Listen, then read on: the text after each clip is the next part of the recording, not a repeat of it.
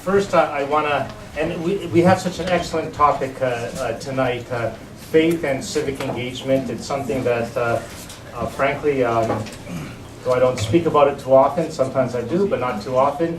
It is something that I do try to live out.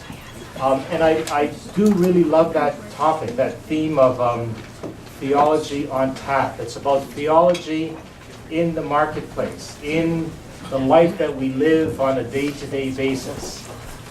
It is what we do Monday to Saturdays and how we pull together who we are as people of faith with how we are building the city and the institutions that are part of this city. So I'm very pleased with this topic, and I feel it is something that I try to live out in my day-to-day life. I also, though, just by way of introduction, want to give a big shout out to the St. Joe's Sisters and the Fontbonne Ministries. When Sister Mathilde, every time she comes in the room, I'm like, oh my goodness, she taught me Latin. And this is like a few years ago, let's put it that way. And she taught my brother Latin, and she taught my sister Latin.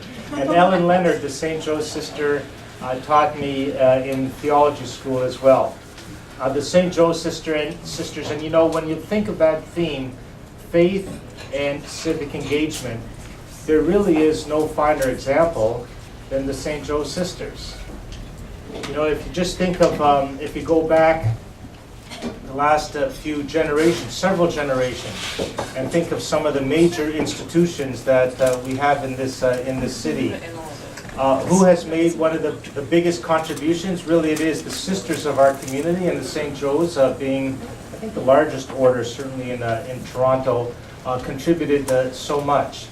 They helped build this city and this country and this province in the days when healthcare was something that you had to pay for out of your own pocket. So St. Joe's Hospital, St. Michael's Hospital, when people were fighting illiteracy and lack of education, who went in there and did the teaching and brought folks learning and education? It was the religious communities, and the St. Joe's sisters were at the head of that. Who built this system? This system, you know, insofar as Toronto is Toronto the good, and Ontario is a great place to live, and Canada is a great place to live. One of the chapters in that is really the civic engagement of people of faith who built the institutions that we are living in now.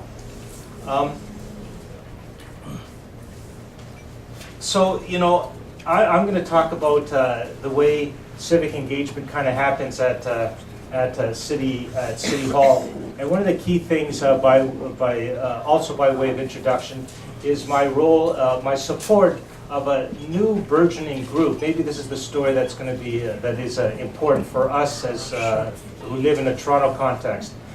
Is the work that we're undertaking with this group called Faith in the City. It's a group that has started about 2 years ago, maybe a little bit more than 2 years ago. We are living through, you might call it, a difficult moment at City Hall these days. Enough said on that theme. And there are people who are emerging all over the place to figure out how to manage this, how to handle this. In fact, right here in this pub, right now, in the basement, there's a group called WSIF, Why Should I Care? And they are hosting a meeting of something like Theology on Tap. The speaker is Paul Bedford, who's the former city planner for the City of Toronto, and they're focused on the theme of no jets at the airport. If you haven't decided on that issue, sooner or later make your way downstairs and you can hear about that. And who was there? Believe it or not, Lois Wilson was there, and she gives a big hello to folks. I know she was one of the speakers here. But anyway, a few years ago, when we were trying to figure out, like, how is it? It's not about Mayor Ford the man. It's about us as Torontonians and why we were attracted, and if you look at the polls, continue to be attracted to that message. Like, what is that saying about us? And some faith leaders got together and said, you know, we have to we have to find a way to reaffirm our commitment to the city. And so a group started, and it is now not just it's not just Christians at the table, and that's a change from days of old. In days of old, the ecumenical movement was how Christians got together to very often work in the civic arena. These days, it is done on an interfaith basis. So a group of folks got together and said, how can we, as people of faith, express our faith, but also express that we have faith in Toronto? And so this group emerged called Faith in the City. And that brings together people from across the religious spectrum who want to help build this city, who want to help engage their congregants in city building. Now this is different than the way it was before. You know, one of the things that I think if you go through the history of how say church people were involved in building or contributing to the civic arena, there was all the direct social service work, and then if you know your church history in the last 20 years, so that's social service. There's also a big movement around, call it social justice. So there was the interchurch coalitions. For those who aren't familiar with them, in the 1970s and 1980s, when apartheid was in South Africa, there was the Interchurch Committee for Human Rights. So Interchurch Committee on Africa, there was the Interchurch Committee for Human Rights in Latin America, there was Project Plowshares that dealt with peace issues, there was Plura that dealt with poverty on a Canada-wide level, there was a group dealing with issues in the Philippines and in Asia called the Canada-Asia Working Group. All of those groups were focused on the social justice part of it. There was also a lot of momentum, and a lot of it was located in the Canadian Catholic Conference of Bishops, on pastoral statements for Canadian Catholics around different themes, everything from labor unions to a just economy, and so on. That's all part of our story as Catholics, as Christians. But things had changed in the 1980s and 1990s and the early part of the 21st century. Somehow, and I'm not sure what happened in Toronto, maybe in Canada, certainly in the big cities in Canada, as secularism rose, I think we kind of turned inward a little bit. And we're more concerned about preserving our members than about changing the world. I think some of that was happening. I don't want to push that point too hard, but I think some of that was happening. It became a more complicated religious environment, right? Toronto is a very different religious environment today than it was even 10 years ago, and certainly 20 and 30 years ago. We have very, very large Muslim community, Hindu community. We've always had a large Jewish community, Sikh community.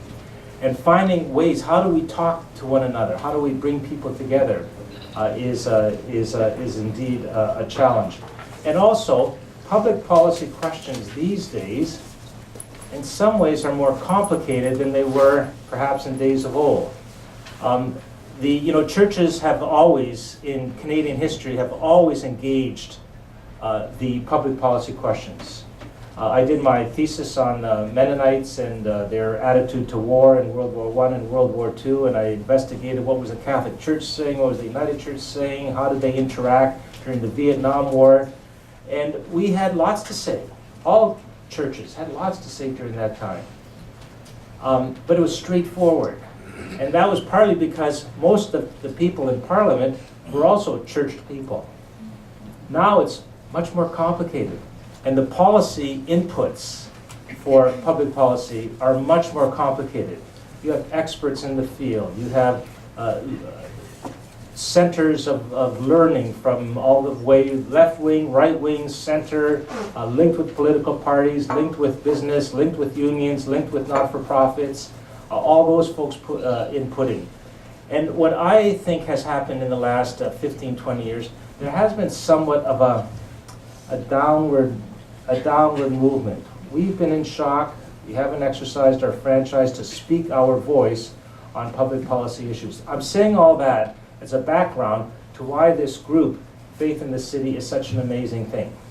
So here's some of the things that that are important for me to communicate to you around that group. So here we have faith in the cities, faith leaders getting together. You know, one of the first things that we recognize is that there continues to be still a lot that is happening in the church, in the synagogue, in the temples, around building the city. We have not, what's wrong? No, it isn't. We have, when you look at what faith institutions bring to the civic arena, it's pretty amazing stuff. The child care centers, the after-school programs, the use of space for different events, work on refugees, work with immigrants, work with youth at risk, work with housing and homelessness, work on food security. One of the things that Faith in the City decided it needed to do was to do an inventory of what all these faith communities were doing. So we're in the process of doing that. They're in the process, and I'm part of that process as an advisor. But so I'm not really a faith leader, but I give them kind of political advice. Is to document how much is happening at the ward level, at the neighborhood level, and it's a lot of stuff that is happening. So we're starting to document that. And noting how much good social service work is being done at the community level, and in all the areas that contribute to the public good. What we discovered in that process was, at the City Hall we have this social development department, and they look at all the not-for-profits that are working in the city on all those areas that I mentioned, from housing to food to that. We noticed that the faith community's contribution to city building is not even analyzed. No one has a handle on it. No one knows exactly how much support work for refugees and immigrants is happening at the faith-based level. Somehow, church and state, we support, of course, the division of church and state. We're not in the era of Christendom, but it's gone so far apart that we've forgotten, or we as Torontonians have forgotten, that faith-based institutions do a heck of a lot of work keeping this city together.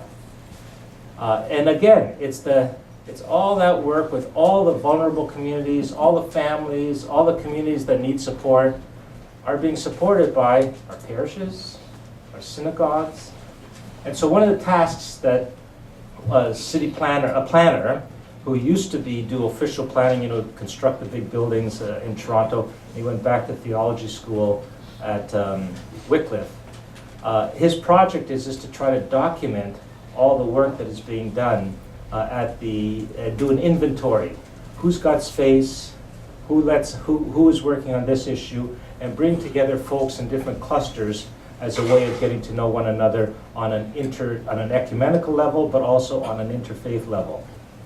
So that's a big thing that happened last year. And last year we had a conference at City Hall, the first conference of its type, Faith in the City. And you know what? City Hall chambers was jam-packed. People want to talk about it. People want to talk as people of faith what their contribution to the city is. So that's in the area of social service. So that makes me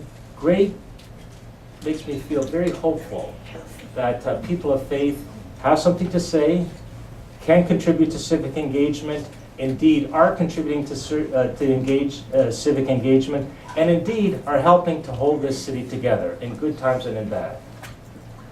So out of that Faith in the City initiative, and so they did this conference and that, then another big moment came, and I would identify this as the recurring theme of social justice in our faith traditions. The casino debate happened at City Hall. That was about almost exactly a year ago. And so now the faith leaders from all these different faith traditions said, well, do we have anything to say on this? And lo and behold, they said, yes, we do. And we have something to say because we're the pastors. We're the ones who have to clean up the mess when someone gambles away their home gambles away their livelihood, has family breakups. Who do they go to? They go to the rabbi. They go to the priest. They go to the minister very often to help sort things out. So you know what happened? The faith leaders got together and they put together the first major interfaith statement on a public policy issue. And if you're a student of theology or Canadian history, Canadian theology history student, I would challenge you to find a parallel statement in any part of the country. When you drive around Toronto, drive around Ontario, or frankly across Canada, so many communities. There's a casino in Vancouver, there's a casino in Calgary, there's one in Edmonton, there's one in Montreal, there's one in Halifax. All the major cities have one. Many of the smaller, medium-sized cities have one in Ontario. Toronto doesn't have one. We pulled it off. We pulled it off. And that was because of a lot of organizing, and I don't want to give the credit only to the faith communities, but when that book is written on how we won that fight, one big chapter will be on faith communities getting together, finding their voice, being civically engaged, and letting council know what the right ethical thing to do is. And that happened here in the city of Toronto. Another example, again with faith in the city, was, I don't know if people know the stats around the increasing level of poverty and income disparity that we are experiencing now in the city of Toronto. It used to be that we were, if you look at it demographically, we were shaped more like an orange, right? So there was a few people that were wealthy at the top, a few people poor at the bottom, but the bulk of Toronto was right in the middle, the fat part of the orange. Now what has happened is some folks have kind of made it, there's a little bit of a bump up, but the orange has pushed down. And a lot of that poverty has actually left the inner city and gone to in a U shape around the inner suburbs, as we call them. And that poverty, if we don't get a handle on it in the next 10, 15, 20 years, and there's a lot of reasons, it's not anyone singularly at fault, but it's a lot of bad public policy that has happened for decades and decades, for at least a few decades. But we know that, the signs of it, food banks are 175,000 folks use food banks each and every month. Person from Kitchener. Who's from Kitchener? That's almost the size of Kitchener alone. Every single month require food bank. The level of the working poor, people having to work at 2 minimum wage jobs, and then the kids, you see them when you're knocking on doors during election time, you see them with latchkey kids, they have the key around strapped around, and they're 9, 10, 8, and you're knocking on their door around 4 o'clock and their parents aren't home. Their parents aren't home till 7 or 8 or 9, and they're basically raising themselves or they're getting into trouble. Those numbers are increasing. We now are doing more and more work with student nutrition in schools because we recognize that a lot of kids come to school hungry. It's hard to believe in a city like Toronto with so much wealth and so much money that this kind of a disparity exists. It has gotten to the point where not just City Council, but the Board of Trade of the City of Toronto, the Board of Trade, these are the business people. They have 4 priorities for the City of Toronto in 2014 and for the election. One is mobility. I forget the other 2, but the 4th one is income disparity, or a tale of 2 cities, that we are becoming a tale of 2 cities. So that's a big social issue, and we know that in the faith, people on the front lines, and frankly, councillors are on the front lines. They come to my door looking for housing, looking for jobs, looking for places for childcare, because we don't have enough childcare spaces. Our waiting list, if you put your name in for affordable housing today, you will have to wait between 10 and 15 years before an affordable unit comes up for you. Now, that might not be an issue if you're younger, but if you're older, if you're 55 and you've lost your job or been downsized and you can't find a job, and you're living in a room that's right beside the furnace room because it's the only thing you can afford, that's tough. And there's a lot of folks in Toronto. Our waiting list is over 85,000 folks. And it is hard to build affordable housing. So that's where things are at in terms of the pressures on the City of Toronto. And the Board of Trade even acknowledges it. Right? Mobility is a big challenge, but income disparity is a big challenge too. That's that whole movement of the 1%, the Occupy movement. That's what that movement was frankly articulating. And it had political steam because it resonated with folks. It resonates with the unemployment rate for young people after college, even after college or after university, never mind after high school. The success rate at getting jobs that you can live on is really, really hard. So how do we change that? What do we need to do to change that? Well, at the City of Toronto, and it's going to be debated at Council next week when we have our Council meeting, is developing a City of Toronto poverty reduction strategy. Poverty reduction strategy. So what did the faith leaders do?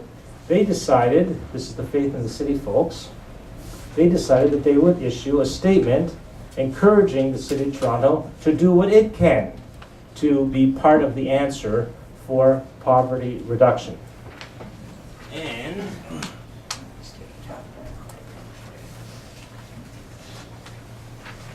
I'm handing out this statement as well. And you will probably see a little bit of a splash for this as well. And it's a recognition that the city can't overcome poverty alone. It is something that the province and the federal government also has to be actively engaged in, of course, especially for the big ticket items like housing and social assistance and Ontario disability support payments and so on. That's all important, but cities also play a role. And you know what? Calgary has an anti-poverty strategy. Edmonton has an anti-poverty strategy. Vancouver does. The regional municipality of Peel has an anti-poverty strategy. And now we're about to have one, and it will be a function of whether we get the votes together next week at City Council to basically pull this off. So what are the faith leaders doing? They issued another statement. And they're saying, you know what? We come from a variety of traditions, but all our traditions encourage us, implore us, beckon us, inspire us to work for the poor and marginalized in our community. Isn't that a wonderful, to me, that is a wonderful sign of hope, a little miracle when faith communities coming from such different parts of the world can get together and make a statement like this. Around economic justice. So here's the two pieces that I think should inform a faith-inspired approach to civic engagement. There's the whole area of social service. We get that. We have Out of the Cold programs, Sisters of St. Joseph working with the host of religious orders of women in Toronto a few years ago put together a project to develop 40 units of affordable housing, and it was quite the journey that they had. They learned what NIMBYism is all about. They put in $2 million, the religious sisters, $2 million into a housing project, and they come to City Council, and then they meet the local neighborhood. And the local neighborhood says, no way, we support affordable housing, but not in our backyard, put them over there.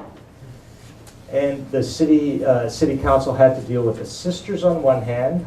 They had a piece of land, actually it was a city piece of land. The deal was kind of being put together between the city department and the religious sisters. They contributed $2 million, and the local community was saying, no way, Jose, we don't want you in. I remember making the speech there. I said, I'll put my money on the sisters. They're smarter, they work harder, and they'll beat us sure as anything. And indeed they did. But that whole area is what I would call direct social service, right? Direct social service. Being close to those who are in need and those who are on the margins. Then there's another piece, and that is the piece of what I would call social justice. And I think a holistic approach to civic engagement does both. If it's only social service, if you're only dealing with the effects of public policies gone awry, that's not enough. You also need to, we also need to, you also need to, as people of faith, consider how do you put a faith lens to a public policy question? And how do you think that through? How do you think it through? What side of faith-inspired position might lead you to take? I have two ideas around that. One is that we talk in the faith communities about this thing called the public good, the common good, the common weal. In fact, there's a magazine called Common Weal, a faith-based magazine called Common Weal. We believe in that. You know, I don't want to talk about the mayor too much, but he doesn't believe that. When his rant around taxes, and I've heard him give it many times. He says, "I want to put money in your pocket, you as an individual." That's real for him. That's not an act. He believes that. He doesn't believe in this thing called the common good. Faith traditions believe in this thing called the common good, the commonwealth, that which we do together when we act as community is greater than that which we do as individuals. I think that's a key concept for me.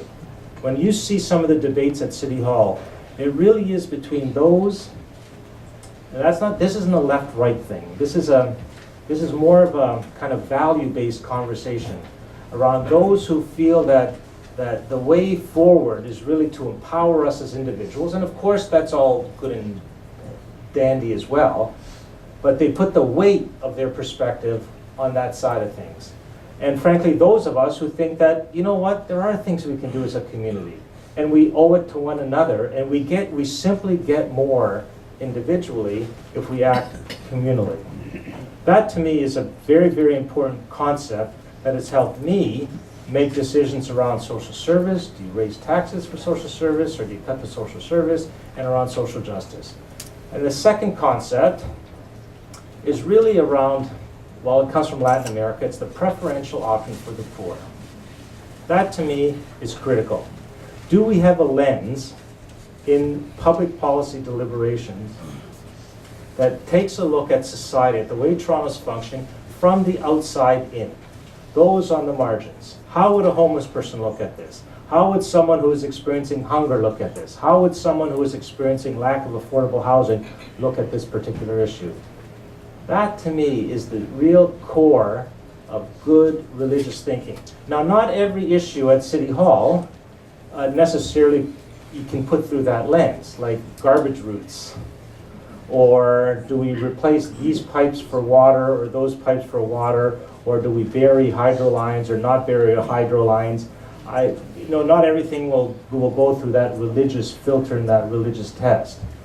But the big questions of how this society is structured, how this society functions, who wins, who loses, if we hold firm to that value of the preferential option for the poor, I think we're on solid ground.